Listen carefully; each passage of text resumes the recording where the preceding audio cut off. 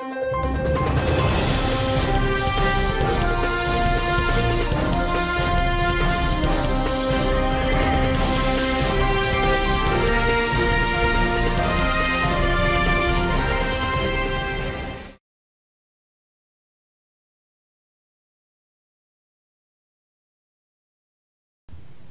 Premier ministre, nous l'avons nommé. Et vous savez aussi très bien que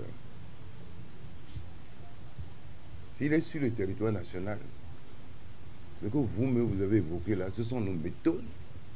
Nous allons l'étouffer chez lui. Pour l'heure, il fait son travail. Lorsque nous aurons progressé suffisamment et en collaboration avec les acteurs de la communauté internationale, il regagnera donc son pays et exercera donc les prérogatives attachées du moins, mais en tout cas à ses responsabilités que nous lui avons confiées. Pardon? J'ai longuement discuté avec lui hier. Ce qui est sûr, si le gouvernement ne sort pas dans les 4 heures, en tout cas il aura moyen de faire une grande déclaration et dans la semaine, nous verrons. Parce que bon, le gouvernement, vous savez comment ça se compose aussi.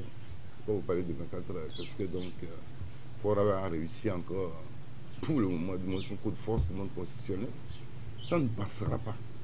Je dis, mais ça ne passera pas. Deuxième aspect de sa question, comment la mobilisation peut prendre 100 jours si vous êtes confiné chez vous? Pourquoi il dit que je suis confiné chez moi? Ben, il verra de toute façon dans les heures à venir si ça va prendre ou pas. Oui, nous nous préparons. Et je dis bien que nous allons lancer de toute façon un grand mouvement pour demander à nos électeurs d'aller chercher sur l'ensemble du territoire national, oui, du moins leur victoire.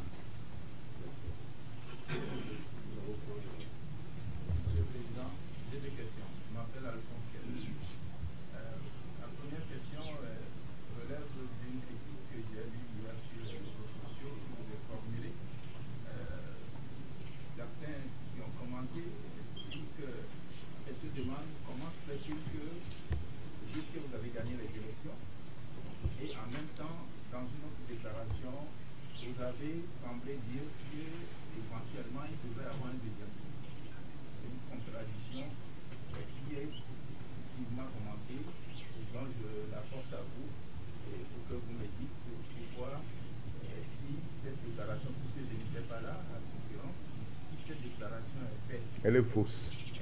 Elle est fausse. J'affirme, elle est fausse. Il y a un de vos collègues qui disait que est-ce que la solution plus simple de ce point l'annulation pure et simple du scrutin? Et je lui ai répondu que c'est cher d'organiser un scrutin. C'est très cher.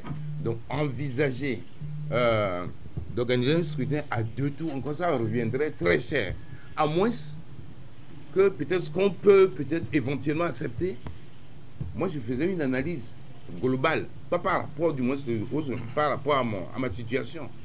Je dis, un scrutin coûte cher. La preuve, c'est que depuis que le gouvernement a organisé ce scrutin, les caisses sont vides et que donc la contribution à payer du moins aux candidats, il y a un membre du gouvernement qui nous conseille d'aller, comment dire, chercher auprès de la microfinance et qu'après, donc on pourrait le rembourser. Donc il n'a pas de sous. Donc les salaires, bon, si on ne paie pas les salaires, ça va poser des problèmes, on a payé. Mais donc j'ai dit ça coûte cher.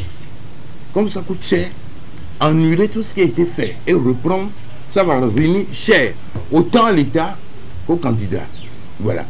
Voilà ce que j'ai dit. Et j'ai complété en disant que peut-être si on nous imposait du moins un deuxième tour, oui, ce serait plus supportable que de reprendre tout à zéro. Donc c'est de mauvaises interprétations. Nous avons gagné clairement au premier tour ces élections. La panique que nos chiffres ont provoqué au sein du RPT uni, en tout cas les a conduits à aller dans le septentrion du pays pour aller gonfler les chiffres. Et je crois que de toute façon, les gens là, c'est des mauvais voleurs et c'est ça qui les expose aujourd'hui.